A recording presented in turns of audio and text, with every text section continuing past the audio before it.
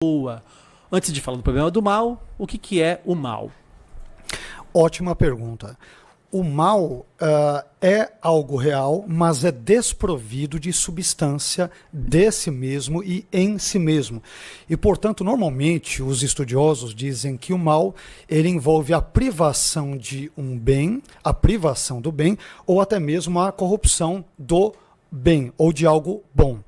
Normalmente os estudiosos eles usam alguns tipos de exemplos bem interessantes, por exemplo, apontando para o mal como algo que vive parasitariamente em algo bom. Por exemplo, a cárie em um dente, a ferrugem num pedaço de ferro e, por exemplo, a podridão num tronco de uma árvore. Então, a cárie não existiria sem o dente.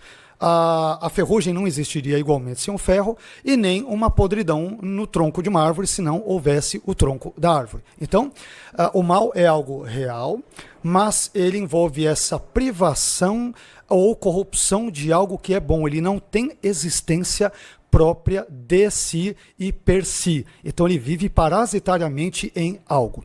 Exatamente, perfeito. Então, o livro de Jó ele começa já desconstruindo esta situação que envolve a teologia da justiça retributiva. Aqui cabe uma nota importante que eu não posso deixá-la passar batido. Eu não nego que a justiça retributiva seja verdadeira. Só que ela não é verdadeira em todos os casos. Nem sempre, como no caso do livro de Jó, há uma relação de causa e efeito entre os males que experimentamos e pecados praticados. Outro exemplo, se você me permite, só para fundamentar isso bem, alinhavar bem, um texto do Novo Testamento, para não acharmos que isso é coisa do Antigo. João capítulo 9. O cego de nascença. O cego de nascença. Um dos discípulos chega para Jesus e pergunta, quem pecou para que ele nascesse cego? É a teologia da justiça retributiva. Ele ou seus pais, ou seja, na cabeça do discípulo, se o sujeito nasceu cego, alguém tem culpa no cartório. Jesus refuta esse conceito da justiça retributiva, que é verdade em muitos contextos, mas não é 100% verdade, não é sempre verdade, dizendo, nem ele pecou, nem os seus pais, mas foi assim para que a glória de Deus se manifestasse nele e tal, e tal, e tal. Então, de novo, a teologia retributiva ela é bíblica, mas nem sempre ela irá explicar as enigmáticas e complexas situações onde nós experimentamos males, como é o caso de Jó, mesmo sendo pessoas justas ou piedosas.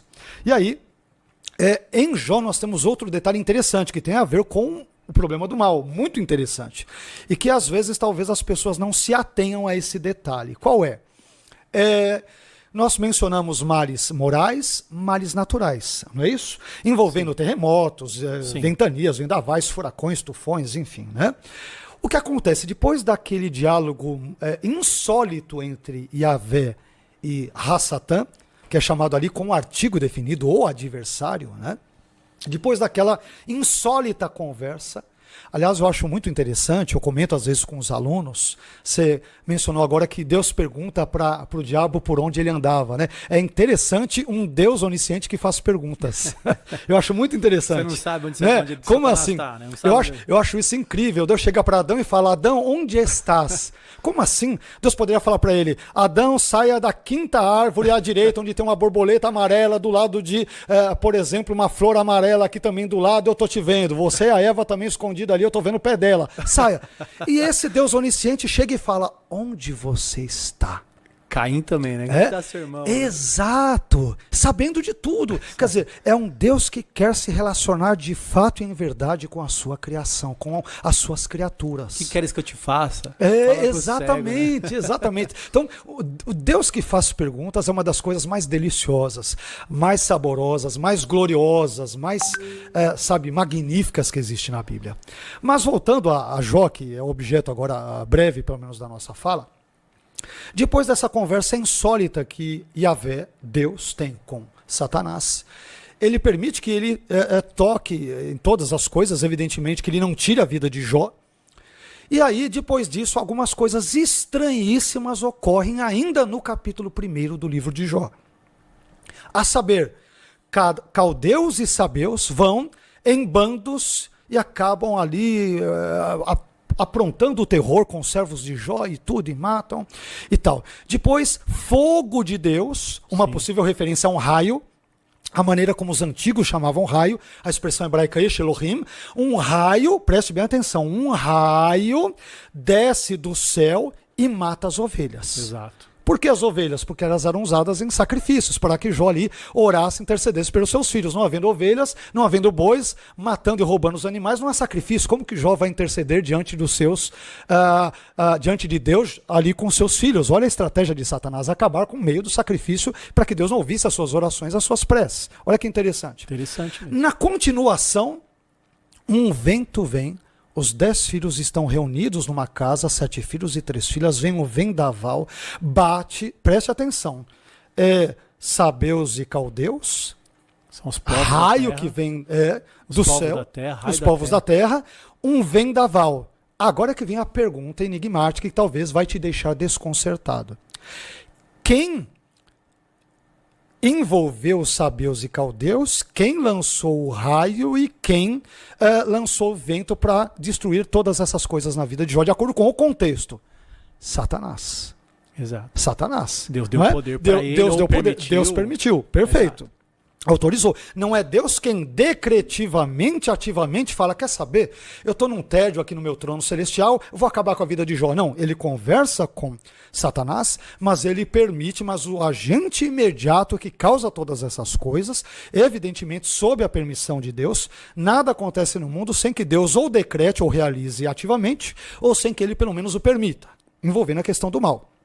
No caso de Jó, então, de alguma forma Satanás influenciou, evidentemente, negativamente os sabeus e caldeus para aprontarem contra os seus funcionários, os seus servos e tudo, os servos de Jó. Né?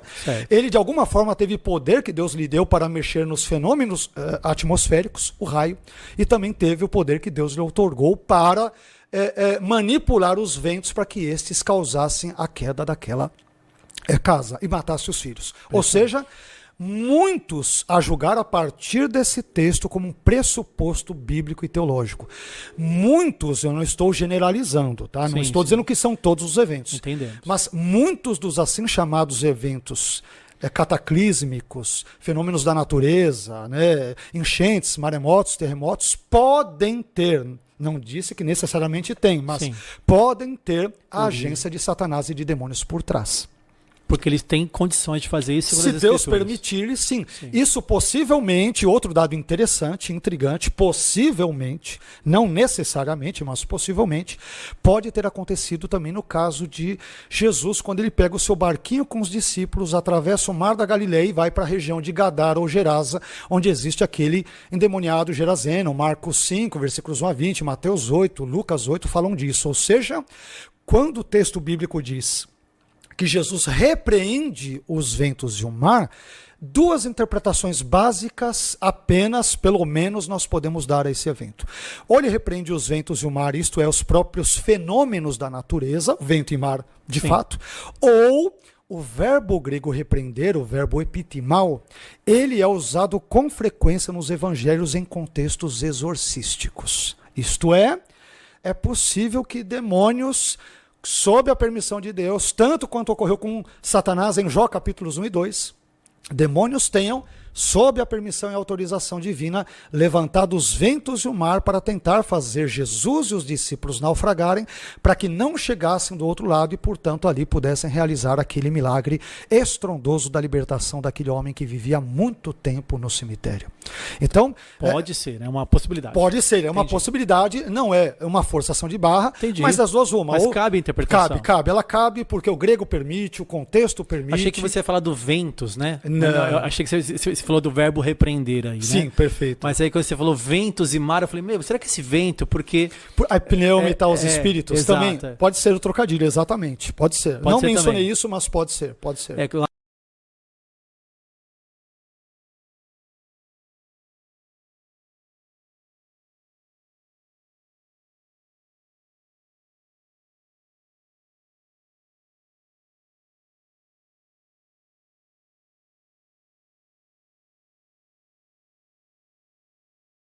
Lá em Hebreus 1,14, se não me engano, fala que eles são ministros de Deus. Exatamente. Né? No caso ali, anjos bons. Sim. Evidentemente. Sim. E, bom, entendi. Muito legal. E aí, então, falando de Jó, Sim. então Jó é moralmente classificado na Bíblia como alguém bom, ou seja, não tem como falar, não, foi por causa do pecado dele, né?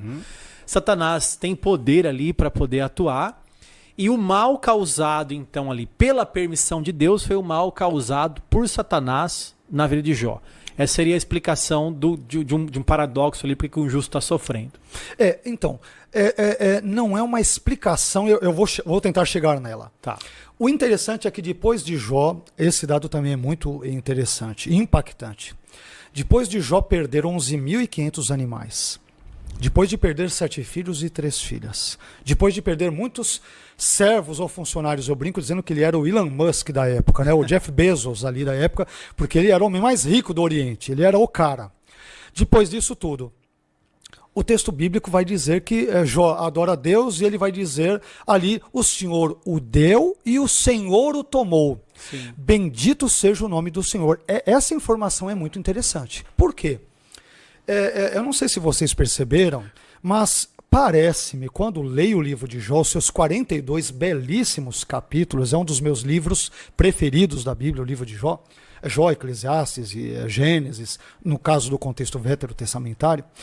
É interessante que, quando lemos o texto, parece-nos que Jó, sua esposa, seus amigos, né, ali Bildad, Zofar, Eliú e tal, os seus parentes, ninguém tem noção da existência de Satanás.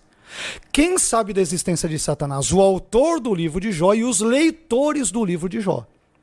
Só que parece-me que Jó não leu o livro de Jó. Ele não leu o livro que leva o seu nome. Ele não sabe o que está acontecendo nas regiões celestes. Ele não sabe o que acontece nas regiões celestes, exato. Nós sabemos porque lemos, porque Deus, por meio da sua revelação especial, no caso ali o livro de Jó, esse texto, ele assim nos descortina essa verdade. Então, Jó não tem conhecimento daquilo que chamamos hoje em teologia e filosofia de causas secundárias. Tudo é atribuído a Deus. E aqui envolve algo muito interessante, né? Nos contextos, por exemplo, que nós vemos veterotestamentários, essa questão de atribuir tudo a Deus, ela é muito interessante. Porque isso aparece com frequência. Se você me permite, claro, fica à vontade. Deixa eu aproveitar aqui. Estão falando aqui, você falou do Elon Musk, colocaram aqui Jó Musk. Jó Musk. As pessoas são criativas, né? As pessoas são criativas. E você está pegando aí um comentário de Abacuque, que fala também do problema do mal, Fala né? do problema do mal, depois para quem se interessar, nessa daqui, né? Quiser fazer já o merchan aí, isso. Se Deus, como é que Deus permite que nós que somos pecadores, mas vem um povo mais pecador e acaba com a gente, né? Pois é. Talvez depois eu entre nisso aqui, deixa eu só comentar isso aqui, claro, qualquer coisa dele. Mas é muito interessante, por quê? Tem um dado, Pastor Tales e os queridos irmãos que nos acompanham, que é interessante. Devido ao fato de a fé judaica veterotestamentária ser evidentemente monoteísta, isto é, tem um único Deus, existe um único Deus, nós cristãos não cremos numa perspectiva maniqueísta. Sim. Onde o bem e o mal, como por exemplo no contexto persa, entre Ahura Mazda, o deus do bem, e Arimã, que seria o Satanás persa, estão se degladiando e brigando ad infinitum, ad eterno. Nada disso. O Deus da Bíblia, ele é singular, inigualável, é único e assim por diante. Mas olha que interessante, porque nós temos um Deus único, e devido a vários textos presentes na Bíblia, nós temos às vezes a impressão de que Deus causa tudo. Esse é um argumento, aliás, frequentemente usado pelos queridos irmãos e amigos calvinistas, né? Só que isso envolve, a meu ver, um desconhecimento quanto ao idiomatismo hebraico e as peculiaridades da cultura presente não só em Israel, mas também no contexto do Antigo Oriente Próximo. E aí é que entra agora a minha citação e o porquê de eu ter pego agora esse livro meu de Abacuque. E quero ler aqui apenas alguns trechos e você vai entender o porquê, porque tem tudo a ver com o nosso tema da nossa conversa. Tá? Então, tem um estudioso do Antigo Testamento chamado Robert Shishon Jr. Ele é um especialista em hebraico, em teologia bíblica do Antigo Testamento, um estudioso sério e tal. E ele vai comentar, e eu reproduzi aqui, trechos dele, de outro estudioso que se chama Thomas Jackson, como que nós entendemos essa ideia de um Deus que parece causar tudo, a ideia de onicausalidade ou pancausalidade, tudo que acontece Deus causou. Esse é um argumento frequentemente usado, sempre usado pelos Sim. irmãos calvinistas. Agora, vamos ver o que esses queridos irmãos dizem, citando inclusive os textos da Bíblia muito importantes para o nosso debate. Então, primeiro, eu vou abrir aspas para o Robert B. Chichon Jr., que diz o seguinte, abre aspas. É possível que algumas referências ao envolvimento divino direto em eventos possa refletir uma visão da pancausalidade divina que era popular no Antigo Oriente Próximo. Ele continua.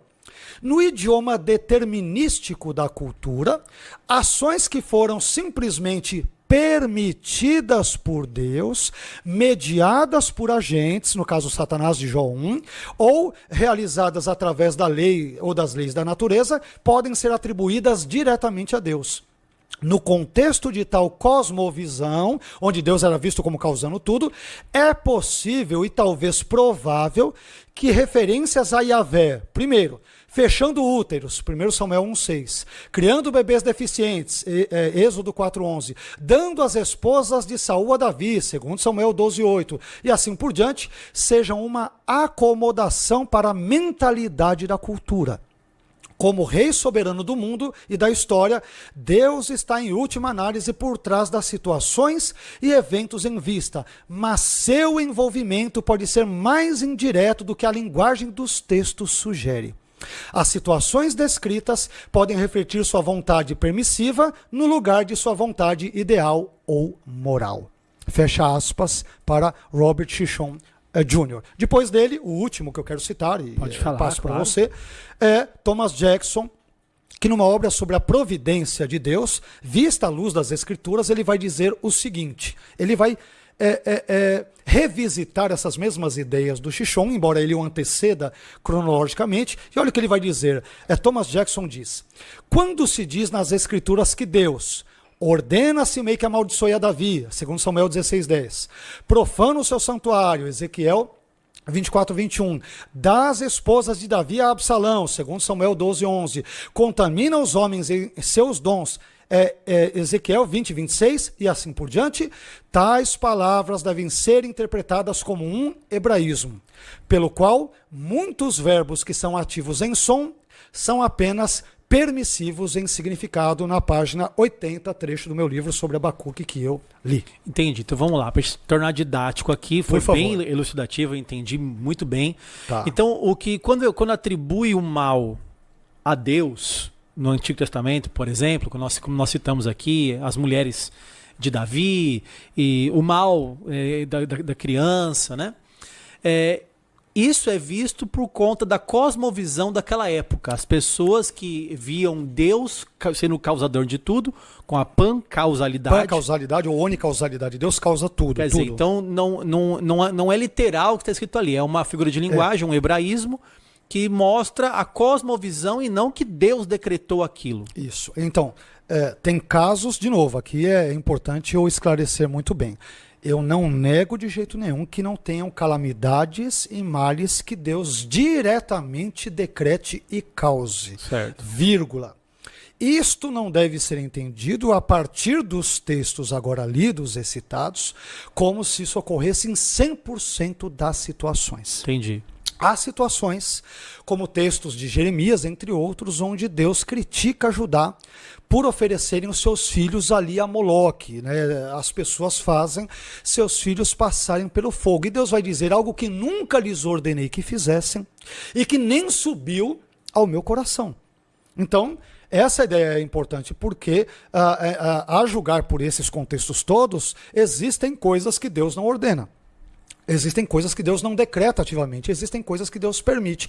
Ainda que a linguagem e verbos usados às vezes apareçam na forma causativa ou na forma refil, no tronco hebraico, como alguns talvez telespectadores aí que estejam nos acompanhando, talvez saibam muito bem. Então, é isso que nós citamos. Eu citei uma pessoa que é doutora em Antigo Testamento e tudo, tem essa perspectiva, e temos outras situações que nós podemos mencionar. Então, a linguagem é uma linguagem, muitas vezes, da pancausalidade ou da unicausalidade. Mas muitas vezes, quando a Bíblia, não estou dizendo que são em todas as vezes, mas muitas vezes, quando a Bíblia diz que Deus causa ou realiza algo, aquilo pode ser entendido, por exemplo, em termos permissivos. Um exemplo bem interessante disso é Jó. Deus Jó permitiu o mal. Exatamente. Em Jó é um caso óbvio, quando Jó diz lá, Deus deu e o Senhor deu, o Senhor tomou. Sim. Bendito seja o nome do Senhor. Depois ele vai dizer para sua esposa no capítulo 2, nós recebemos o bem de Deus, não receberíamos o mal, ou seja, de Deus. Eu não estou dizendo que Jó esteja errado. A ideia é que a perspectiva teológica de Jó ela é parcial e incompleta. Fenomenológica. Quer dizer, e monoteísta, né? Então, a julgar pelo contexto do livro de Jó, Jó não tem ideia, se tem isso, pelo menos não aparece claro em nenhum momento dos 42 capítulos, de que esse ente do mal, essa personagem ou personalidade do mal, chamada Satanás, existe. Quem sabe disso é o autor do livro de Jó e os leitores do livro de Jó. Mas, ao que tudo indica, Jó em nenhum momento tem consciência, pelo menos minimamente clara, desse ente. De novo, eu não nego que Deus esteja envolvido com os males que aconteceram na sua vida. É evidente que Deus está envolvido, mas não causando os males diretamente, mas simplesmente permitindo-os a partir da agência ali e execução do próprio Satanás. Não é Deus quem faz aquilo, é Satanás, evidentemente, sob a permissão e autorização divinas. Muito bom, muito legal.